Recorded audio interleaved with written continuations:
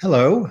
My topic is social change and how it happens, with special reference to social media and our digital world. I'm going to try to explore why sometimes things happen very quickly and we go from one kind of nation to another kind of nation, or one kind of family to another kind of family. How does that happen? I'm going to try to illustrate this phenomenon with two stories. The first involves one of the world's great athletes. A number of years ago, I found myself in a small group of about 8 or 10 people with one of the world's great athletes. And for reasons that will become clear, I'm not going to tell you his name. I asked him a question I had always wanted to ask a great athlete, which is, in circumstances that have a great deal of pressure, where the outcome of the competition depends on how you perform, when everything depends on you, and he is, by the way, someone on whom the outcome of competitions often do depend, I asked, are you in those circumstances having fun? Are you enjoying it?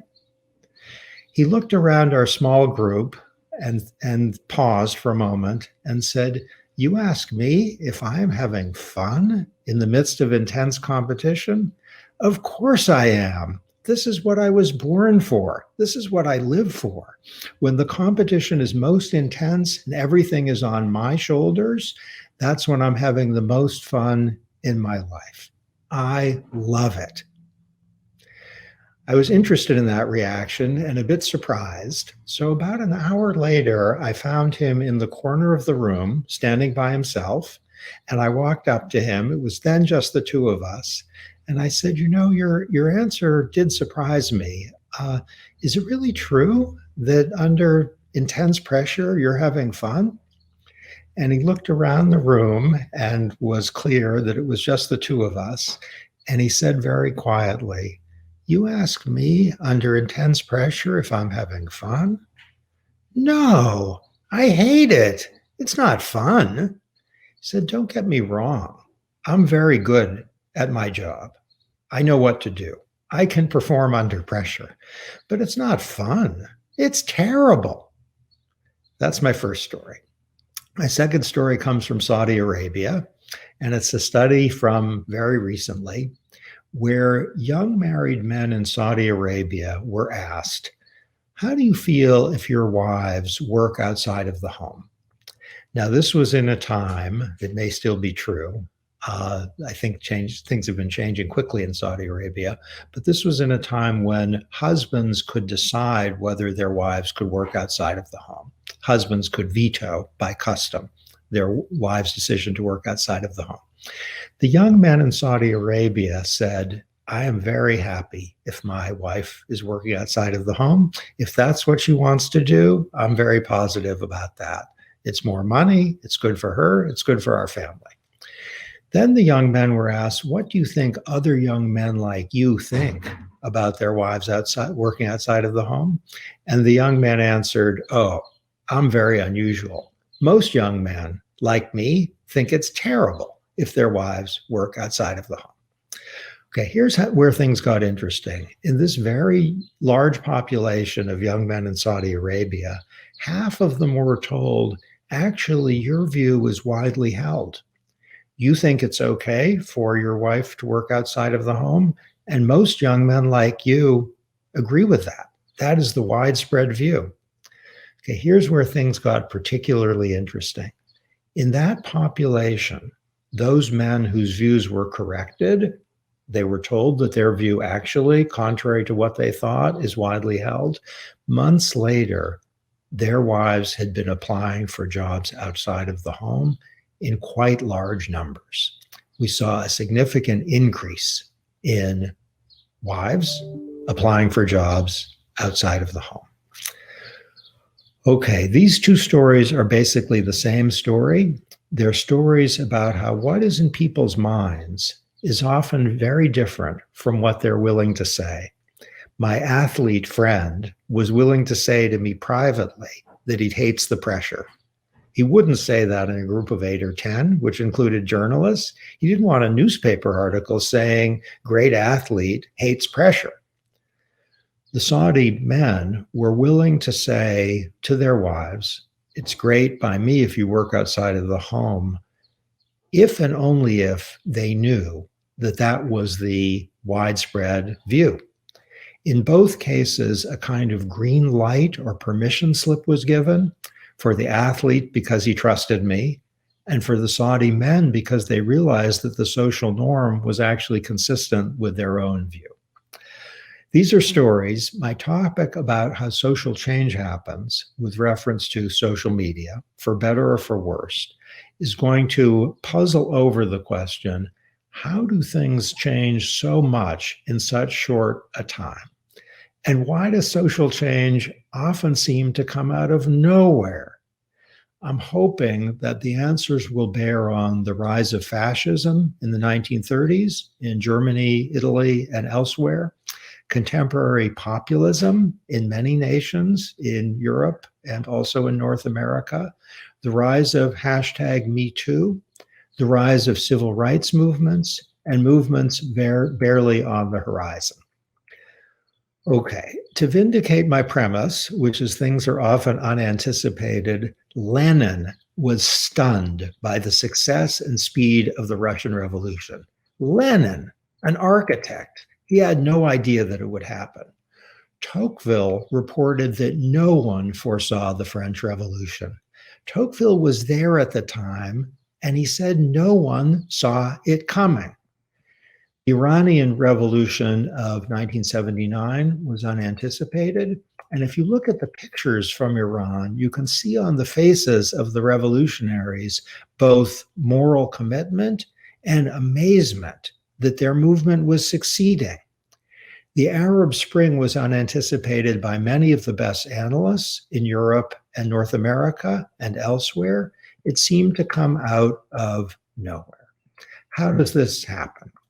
I'm going to suggest that there are 4 factors, and I'm going to list them now and then elaborate them. The first, consistent with my 2 stories, is preference falsification, meaning people's actual preferences and values are often not visible. They will say publicly something that they don't believe privately, or they will be silent about what they believe privately. That is going to be my principal moving part. I'm also going to say something about the thresholds that have to be met before people will act, about social interdependencies, about how what we do with respect to injustice or products that we purchase or people that we form relationship with often depends on the interactions we have with family and friends. And I'm going to say something about what happens, this is my 4th factor, when like-minded people get together and talk mostly with each other. That is often a spur to movement. Okay, let's start with the principal moving part, preference falsification. As in the case of the great athlete, people often conceal, or at least don't reveal, what they actually think and prefer. They might say that they think things are fine when they don't. They might go about their day appearing to be completely content when they aren't. Here's a quotation from a former Nazi who was actually a member of the Nazi Party under Hitler, who was asked decades later in the 1950s, isn't there opposition? Weren't people opposed to Hitler? And his response, it's almost like a poem. He said, opposition? How would anybody know? How would anybody know what somebody else opposes or doesn't oppose? That a man says he opposes or doesn't oppose depends on the circumstances. Where and when and to whom and just how he says it.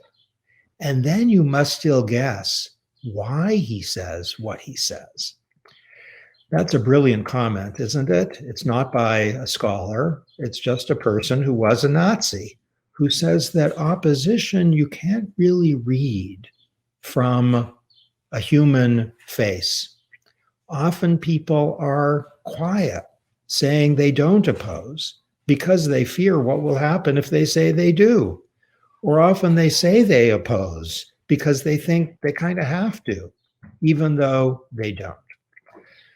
The comment by the former Nazi fits with the story about the athlete and the story about Saudi Arabia, which is that social norms can often create a wedge between what people say and do publicly and what they actually think in their heads. Social norms matter if people will be ostracized or punished if they reveal their distress, indignation, anger, or dissatisfaction. And if you're thinking about Me Too or contemporary populism, good, both of those are cases in point. Here are some words from a computer programmer from Syria for a while ago. When you meet somebody coming out of Syria for the first time, you start to hear the same sentences. That everything is okay inside Syria. Syria is a great country. The economy is doing great. It'll take him like 6 months, up to 1 year, to become a normal human being, to say what he thinks, what he feels. Then they might start whispering. They won't speak loudly. That is too scary. After all that time, even outside Syria, you feel that someone is listening, someone is recording. That computer programmer from Syria, relatively recently, was speaking in the same way as the former Nazi, saying that people often silence themselves or alter their words and their behavior to what they think will protect them, either against punishment or against some other kind of harm. A principal driver, I suggest, of the success of populism, including the election of President Trump in 2016, the rise of Nazism in Germany, the rise of feminism now and in the 1960s, the rise of Black Lives Matter now in many nations, particularly my own, has a great deal to do with the fact that sometimes a permission slip is given that enables people to say what they think. Social media and digitalization often are fuel here. They give rise to an opportunity for people to say, I think this. And that creates a license for other people to say, me too. That can be a wonderful thing. It can be a source of freedom and liberation and equality. It can be a terrible thing. It can be a source of suffering and cruelty. But it's the same basic phenomenon of a kind of license or permission slip given to people by virtue of someone initially saying, what you think in your head, other people are thinking the same thing. The second of my 4 moving parts, I have to explain by reference to a story. A number of years ago, I was in a very dangerous place outside of North America, outside of Europe as well. It was a place where no one spoke English, no one spoke Italian, where I was visiting in my capacity as a teacher of constitutional law. As a visitor, I was walking with a friend who was Irish, that turns out to be relevant, on a street that was not safe. And on that street, we saw a father beating up his 10-year-old child. He was punching his child, and his child was crying. My Irish friend ran about 100 meters to where the father was beating up his son and said in English, "Stop hitting your son. Stop hitting him." And while the father didn't understand English, he certainly understood the emotion in the statement by my Irish friend, and he stopped hitting his son. He looked ashamed. I say he was Irish because Irish people are famously brave, and that was a brave thing to do. It could have been a dangerous situation. I've talked about my friend. I haven't talked about me. I was right behind him, meaning I didn't run to the scene immediately, but I did follow my friend. He was brave. I was less so, but I was not willing to see my friend go in danger. Okay, here's the basic idea. If there is a movement for change fueled by Facebook or Twitter or fueled by a website, It often involves people who have different thresholds for speaking and acting. Some people, we're going to use some numbers here, are a zero.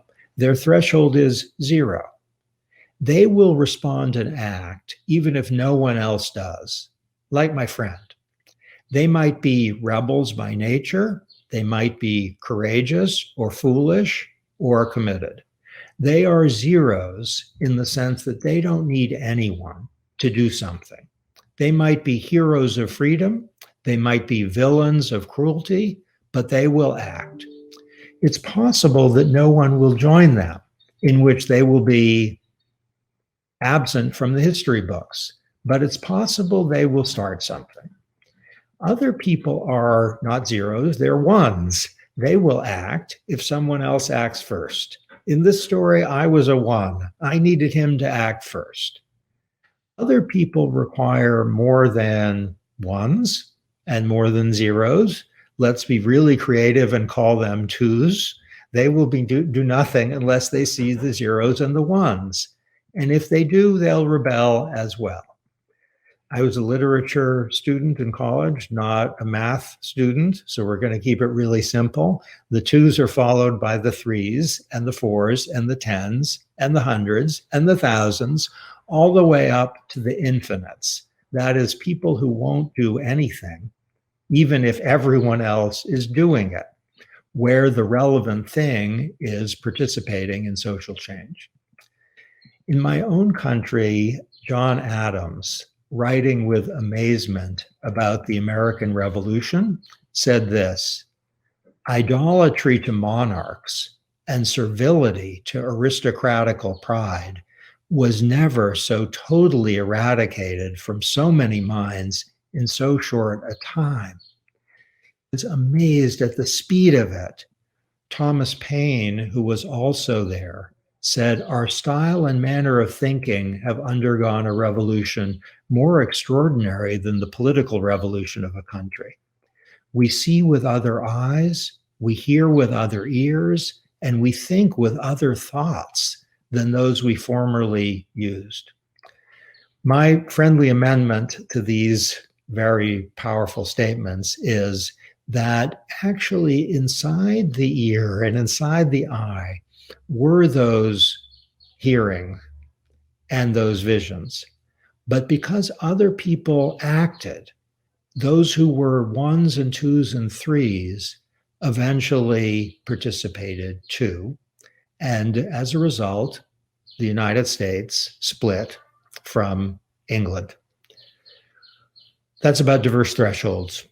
The third point is interdependencies. Whether a two will act depend on whether a two sees a one.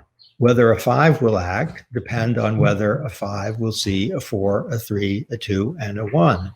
Consider these words from Beverly Young Johnson, a participant in Me Too, who accused a very prominent politician of having sexually assaulted her.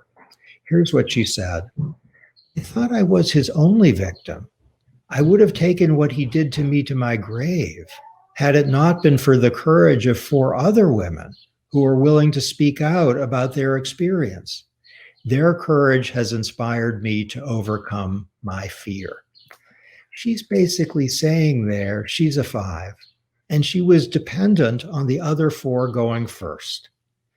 Now, if you think of Twitter or a website that's trying to sell a product or sell an idea or start a movement, we have the dynamics. Often there's someone who's being very quiet about what they think or saying something very different from what they think. They may be in favor of authoritarianism. They may be anti-Semitic. They might be in favor of civil rights for women.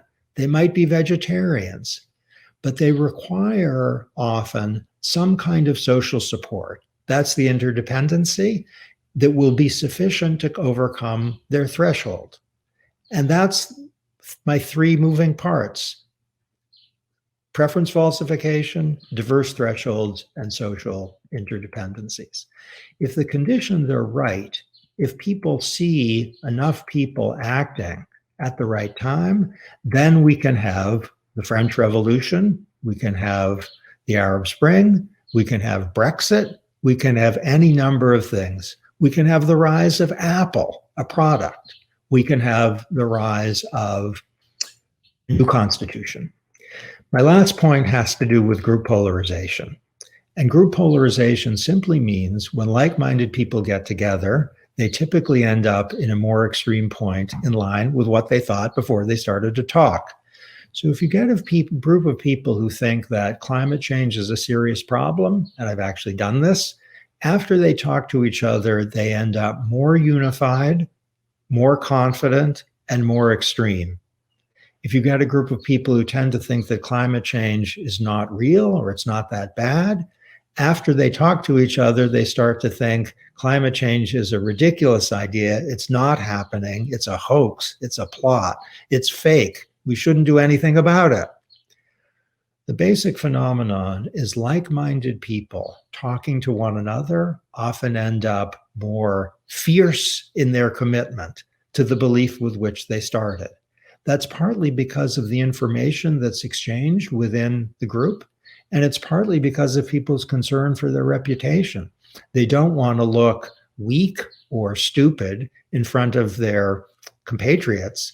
And if they hear that others in their group think that climate change is a serious problem, that a certain politician is wonderful, they will tend to think a more extreme version of that after they talk. This has been found repeatedly.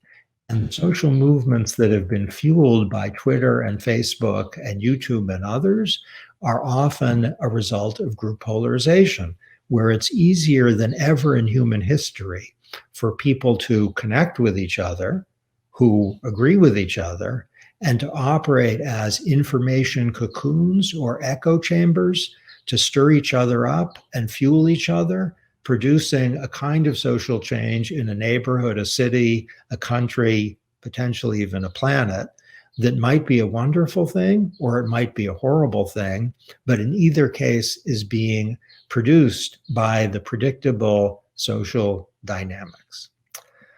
Okay, we now should be able to see why large social movements and even revolutions are really hard to predict, and we should also have some clues about how to produce them.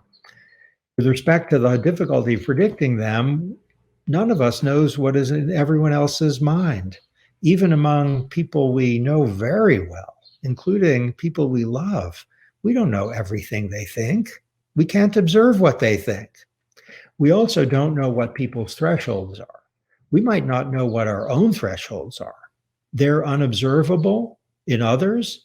And I can tell you, if you ask me, would I have followed my Irish friend in a dangerous neighborhood to yell at someone who was hitting his son? I would have had no idea.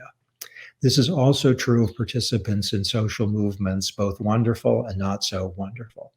Third, we can't anticipate social interactions. We don't know who's going to say what to whom when, who's going to encounter what on the internet, who's going to be an important fuel for other people because they got fuel from someone else.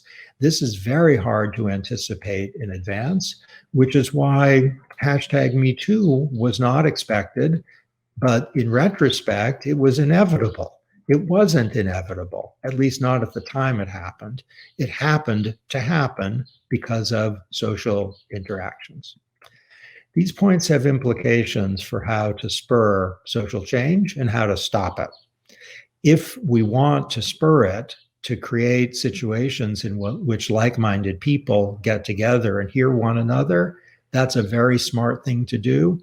And movements for sex equality and disability rights and animal rights or animal welfare often have benefited from group polarization because online people have been very clever about ensuring that like-minded people who are maybe like my athletic friend and not willing to speak out publicly will get a kind of license because they're speaking with people who agree with them. These points also explain why big reforms are often products of small, random, or serendipitous factors of who did what when, who heard what when, who said what to whom at exactly what time.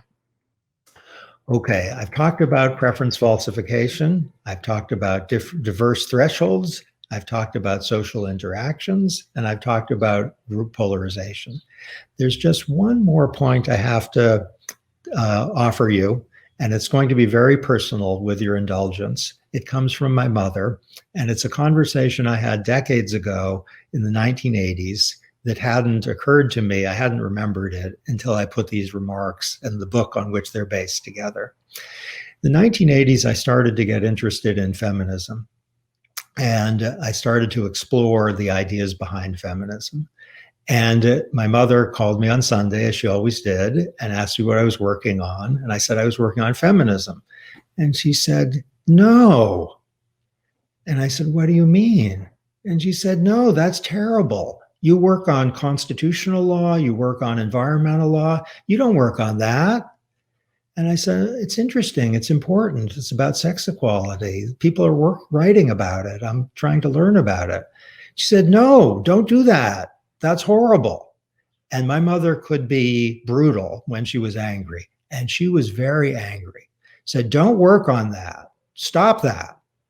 And I got mad at her. I was my mother's son and I could give back to her. And I said, it's important. And she said, why is it important? It's awful. And then I gave her a description of what feminists were writing about sexual harassment, about violence, about degrading women in the workplace, about people making comments about women's bodies, and they were their employers, about people asking for sexual favors. And I told my mother what I was reading and learning, and I said it with emotion. And she paused, and my mother said to me 3 words that she had never said before to her son, her only son. She had never said these words, and she never said them again. And the 3 words were, God bless you. God bless you. And when she said those words, forgive me, she was telling me a lot more. She was telling me that the experiences that I was reading about were experiences that she had actually had. And I'm sure she told my father, but she never told me much. She told me a little bit more, but she had been silent all her life about experiences she had had. That is to say that she hadn't falsified her preferences. She hadn't told people things that had happened to her. Now, I pray and believe that nothing really horrible happened to her, but things that weren't good and weren't respectful of her dignity happened to her.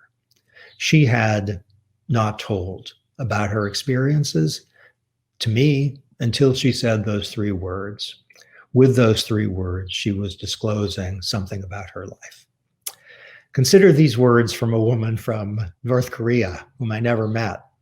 It never occurred to me that I could or would want to do anything about it. It was just how things are. That's not a story about preference falsification. It's a story about how people adapt to the world in which they find themselves.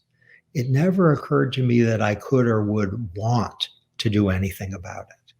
That's about how often our desires for change are often squelched because we think it's just how things are.